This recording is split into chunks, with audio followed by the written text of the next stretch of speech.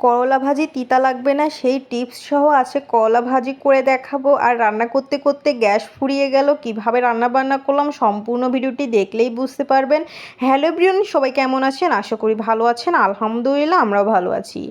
আজকের ভিডিওটি এই যে রান্নাবান্না থেকেই স্টার্ট করে দিলাম। আজকে করলা ভাজি করব, তিতা লাগবে না সেই টিপস সহ আছে করলা ভাজি করে দেখাচ্ছি। করলা ভাজি করার টিপস আপনাদের বলে দিচ্ছি। করলা ভাজি করবেন, প্রথমেই আপনারা করলাটা কুটে লবণ দিয়ে মাখিয়ে রাখবেন।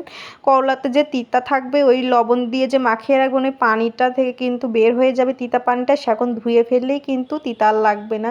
কারণ করলা ভাজিটা কিন্তু এরকমভাবে করলে একটুও তিতা লাগবে না। করলা ভাজিটা কিন্তু দিয়ে 1 প্লেট ভাত এমনিতেই খেতে পারবেন, খুবই মজা লাগে। দেখতেই পেলেন কিন্তু করলা ভাজিটা কিন্তু কমপ্লিট হয়ে গিয়েছে। আর এই করলা ভাজিটা কিন্তু দেখেই মনে হচ্ছে যে 1 প্লেট ভাত এমনিতেই খাওয়া যাবে। আর এই করলা ভাজিটা খেতে খুবই মজা। তারপরে করলা ভাজি করে নেওয়ার পরই আমি মাছগুলো ফ্রাই করে নিলাম। আর করলা ভাজি করতে করতেই আমার গ্যাস ফুরিয়ে গিয়েছে।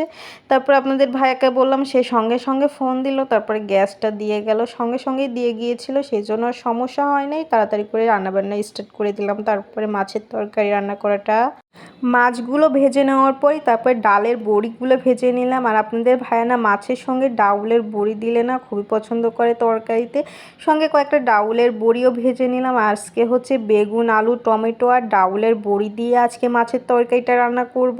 আর এই যে তরকারিটা কিন্তু আমি ভালোভাবে কষিয়ে নিয়েছি। তারপরে এই যে ঝোলের পানি দিয়ে দিলাম একটা তরকারিতে বলক উঠলেই, তারপরে মাছগুলো দিয়ে দিব। পানি দিয়ে দেওয়ার পরে 2টা আমি টমেটো কেটে নিয়ে রাখছিলাম, ওই টমেটোগুলোই দিয়ে দিলাম।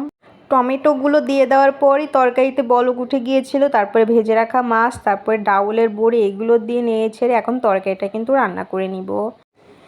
বড়ি তারপরে টমেটো আলু বেগুন দিয়ে কিন্তু আমার বড় মাছের তরকারি রান্না একদমই কমপ্লিট হয়ে গিয়েছে। রান্নাটা কেমন হয়েছে অবশ্যই কমেন্ট করে জানাবেন। রান্না করতে করতে দেখি আমার ছেলে তার আপুর কোলে উঠেছে, তার আপু তাকে কোলে নিয়েছে দেখতেছি। আর খুবই খুনসুটি ভাই বোনের, এরকম কিন্তু ভালোই লাগে। আবার মারামারিও করে 2 ভাই বোন, এগুলো দেখতেও ভালো লাগে। সঙ্গে এই যে রান্নাবান্না কিন্তু সেই রাতে আর সেইতে খাওয়ার জন্য রান্নাবান্না কমপ্লিট করে নেওয়ার পরে তারপর ভাজা পোড়াগুলো করে নিলাম।